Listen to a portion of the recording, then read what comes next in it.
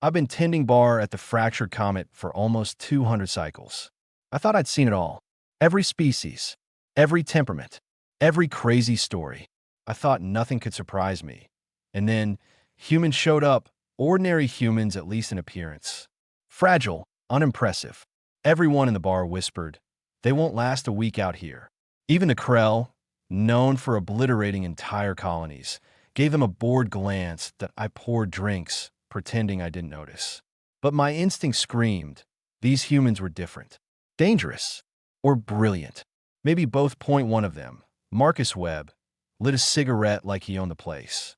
Not even fazed by the dozens of alien eyes staring down at him. He wasn't intimidated, and that's when the bar went silent. Not the usual chatter or engine hum, dead silence. The kind of tension you feel just before the universe reminds you how small you are. Then, a Krell officer approached him. Even with 4 eyes, the officer looked shocked. Marcus flicked ash onto the floor. Yeah, I heard you, he said casually. Declaring va. Cool. Very dramatic. Nice light show with the exploding planets. The officer's primary eyes bulged. Secondary eyes narrowed. Tertiary eyes, used for reading emotions, closed in what seemed like a headache. This is not theater, the officer growled. This is war. Mobilization of fleets, over 4,000 warships. Marcus shrugged. Uh-huh. And what's behind door number 3? No one moved. There was no door number 3. Marcus grinned. Shame. I always liked game shows. The tension in the room didn't drop. Every species in the gallery froze. Pixari fluttered nervously. The massive Grom stopped rumbling. Even the usually mocking Yithkal looked unsure. The human wasn't afraid. He wasn't nervous. And everyone realized maybe they should be. The Grand Assembly Hall of the Sovereign Collective stretched for 17 kilometers. Every corner was filled with the most powerful beings in the galaxy. The air buzzed with tension. At the center, Chancellor Vixstyle's 4 mandibles clicked in anger. His robes shimmered like a warning light. And there was Marcus Webb, the human, lighting a cigarette. Calm, casual, totally unfazed. Brixel, the Corix ambassador, whispered to his translator implant. His species had conquered 47 star systems. They did not like being ignored. Yet here was Marcus, standing like he owned the place. Yeah, I heard you, Marcus said, flicking ash on the polished floor. Declaring va. Cool. Very dramatic. Nice light show with the exploding planets. Rextal, the Chancellor's subordinate, could hardly process it. This was an official declaration of war. 4,000 warships ready. And the human was mocking them. We demand your colonies tribute of 1 trillion credits or face extinction. Vixstyle thundered. Marcus exhaled smoke. Uh-huh. And what's behind door number 3? No one moved. There was no door number 3. Marcus grinned. Shame. I always liked game shows. The assembly gallery went silent. Pixari delegates fluttered nervously. The Grom stopped rumbling. Even the usually mocking Yithkal seemed uncertain whether to laugh or run. You understand this is serious? Vixstyle demanded, stepping closer. 12 feet of intimidation. Marcus just nodded. Okay, a couple questions. There's no time for questions, the Chancellor snapped. First, how long did it take you guys to plan this war show? 3 months of strategy. 2 months of fleet mobilization. 6 weeks of intelligence. 4 days of rehearsal. Marcus raised an eyebrow. Respect. Commitment. You're mocking us a little bit, right? He stubbed out his cigarette, sat on the diplomatic table, ignoring every protocol. Second question, did any of that planning actually include studying humans? Like history, the Corix aide stammered. We studied your species, technology, military capabilities. Right, but your history? Ever read it? Marcus leaned back, casually. Here's the thing about humans. We're disturbingly good at war. That's kind of our whole deal. He started pacing. On Earth, we spent 10,000 years killing each other. Over land, resources, religion, ideology, even hats. Swords, guns, bombs, nuclear weapons. Then we made rules about how to fight. And when someone broke them, we got creative. The aliens froze. Marcus grinned. One country convinced everyone eating carrots improved night vision. Another built bombs that leveled cities. We pointed them at each other for 40 years. Somehow we survived, and then we went to space. And the first thing we did, we noticed all you peaceful species thought great, civilized neighbors. But nope, you had to threaten us. You woke the humans. Brixel faltered. You were bluffing. You lack numbers, technology. Marcus smiled. We're creative. We can make a smaller, weaker fleet feel like a nightmare. Supply lines stretched, communication clustered, already mapped, listening posts, in your systems, quartermasters bribed, admirals fooled, everything. The Chancellor's talons dug into the podium. Impossible. Nothing's impossible, Marcus said. You just need patience, creativity, and a little weirdness. Meteor showers near your shipyards? Sensor packages? Snack production facilities? Not safe. Marcus shrugged. Civilized warfare, you said?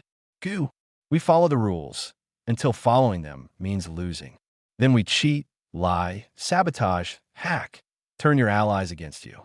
And you started this. He walked to the exit, delegates parting like water. Your move, Chancellor. Take your fleets, go home, forget this ever happened. Maybe in a few years, we can be friends. Trade tech, share recipes, laugh about almost declaring war on humans who spent 10,000 years perfecting creative violence.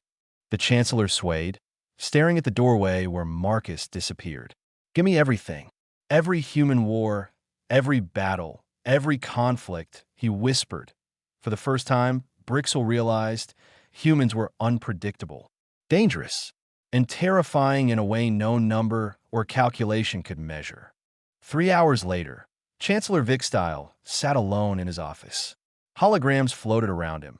Images of Earth's wars, battleships burning, cities reduced to ash, statistics that made even the most battle-hardened species shiver. Admiral Cresfer buzzed in. Sir, unusual activity detected in human space. They're mobilized. Of course they are, Vikstyle muttered on the holograms. Marcus Webb appeared. Human, rifle in hand, face painted for camouflage, standing in a dense jungle. A caption read, Vietnam, 1968. Fight continued for 7 years. Another display. Mushroom Cloud. Hiroshima. 140,000 dead. Another. Tanks rolling through snow. Battle of Stalingrad. Millions dead. Vikstyle's voice shook. Stand down. Cancel the attack. Tell the collective negotiations start. Humans agreed to talks. Yes, sir. Admiral Cresfer replied. Pale, Vikstyle stared at the displays. Marcus Webb, that human. His eyes remembered trenches, bunkers, siege towers, carpet bombings, cavalry charges, drone strikes, wars fought not for glory, but survival. Wars that shaped an entire species into masters of creative destruction. Somewhere in space, Marcus Webb poured whiskey in the cockpit of his shuttle. Co-pilot Riley Barnes shook her head. You think they bought it, boss? Marcus smiled. They bought it. Probably reading our history now, freaking themselves out. Spying networks? Bluff. 3 listening posts, 1 bribed quartermaster, an intern who watched their reality shows to learn their language. Riley laughed. You're telling me that's all it took? All you need, Marcus said. Humans don't want war. But if someone pushes us into the corner, they'll see why we've spent 10,000 years learning how to survive it. Back on Earth, the Unified Earth Defense Council scrambled. Director Helen Shao stared at the incoming message from the collective. They wanted peace, trade agreements, mutual defense, cultural exchange. They even promised not to target human snack factories, despite Marcus bluffing that he'd mapped them. Marcus, we got lucky, Helen said. Maybe, Marcus said, lighting another cigarette, ignoring the no-smoking sign. Or maybe humans would have surprised themselves. We're good at surviving. Usually the worst occasions, but still. And that was the point. The humans had survived plagues, ice ages, wars, and their own worst instincts. Surviving mattered more than winning. Meanwhile, 17 light years away, the collective studied human history in panic. Emu War, Napoleonic campaigns, gladiators, samurai, world wars, nuclear standoffs. Humanity didn't just survive. Humans learned from every disaster, turning war into art. Their military wasn't just about ships or weapons. It was doctrine, culture, strategy, asymmetry. Ambushes, sabotage, hit-and-run attacks, guerrilla warfare. They prepared for the impossible. Even when outnumbered, outgunned, and outmatched, humans had systems in place to survive and retaliate in ways the collective hadn't even imagined. Brixel's confidence eroded. For millennia, his species had evolved past war. They thought they were safe. They weren't, Vixtile muttered, almost to himself. Better they see us as weak than extinct. They offered peace not out of fear, but confidence. And for the first time, the Chancellor understood the terrifying truth. A species that never stopped practicing war, choosing peace only when it was strategically advantageous, was something no number, fleet, or calculation could truly contain. 2 weeks later, Marcus Webb stood in a classified facility 300 meters below the Australian outback. The place smelled like burnt coffee, metal, and barely contained genius. Dr. Lisa Park, head of experimental weapons, looked exhausted. 12 engineers, 6 physicists, and 1 philosophy professor surrounded her. "Okay, Marcus," she said, pulling up a holographic display. "You wanted weapons that would make the collective think twice. We've got 3 projects in various stages of, please don't let this kill us all." Marcus smirked. "Love the confidence. Show me Project Boomerang." A simulation flickered to life. 3 missiles chased a drone through an obstacle course. The drone tried to dodge. The missiles cut it off, adapting in real time. The drone exploded. "How many tests?" Marcus asked. 47. Not one miss. "We added self-destruct because they kept hunting targets after exercises ended." "Brilliant and terrifying," Marcus muttered. "Next, Project Poltergeist, a cyber warfare suite. Not just hacking enemy systems, messing with their minds." Lights flickered, doors opened and closed, systems played random sounds. A Korix warship simulator appeared, and the crew panicked as if haunted. Marcus chuckled. Psychological warfare through annoyance. "I love it." Then came Project Longot. Marcus froze. "What am I looking at?" A ship at 0.99 the speed of light. No weapons. No shields. Just mass and velocity. A relativistic kill vehicle? Marcus whispered. Lisa nodded. "Accelerate enough? It's a planet killer. One-way trip. 6 hours warning. Maybe. No defense in the galaxy can stop it. Built 3. Ready in orbit. Automated. Unmanned." Marcus imagined the collective reading this report. Humans weren't just bluffing. They were prepared. "Council knows?" he asked. "First you," Lisa said. "Insurance policy. Shadows. Whispers. Only to be used if everything else fails." Marcus walked around the hologram, staring at the sleek, unstoppable simplicity of the design. Just thrust, guidance, and determination. The humans weren't just clever. They were relentless. And they didn't need to threaten the collective directly. The mere knowledge of their capability would change the game. Back on Earth, Marcus Webb sat in a cramped office in Geneva. Director Helen Shao glared at him. "You told the collective we've been spying for 6 weeks?" she asked flatly. Marcus leaned back, feet on the desk. "Technically, 3 listening posts, 1 bribed quartermaster, an intern named Kevin who learned their language from reality TV." Helen rubbed her temples. "You bluffed your way out of a war." "Exactly," Marcus said, lighting a cigarette. "Humans don't want war. But if cornered, we've got 10,000 years of experience surviving impossible odds." The message from the collective was clear. Trade agreements, mutual defense pacts, open borders, technology sharing.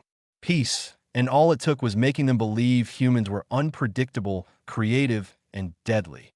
Meanwhile, in orbit, Project Boomerang, Poltergeist, and Longot waited.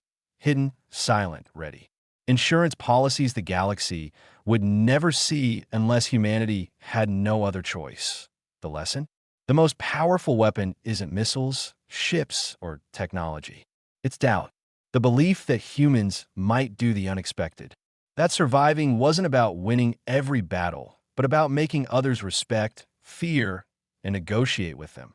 Somewhere above the collective, analysts pored over human history. Emu War, World Wars, Vietnam, Cold War. They realized humans didn't just fight. They studied it, perfected it, and chose peace only when it was smarter than war. The galaxy learned quickly.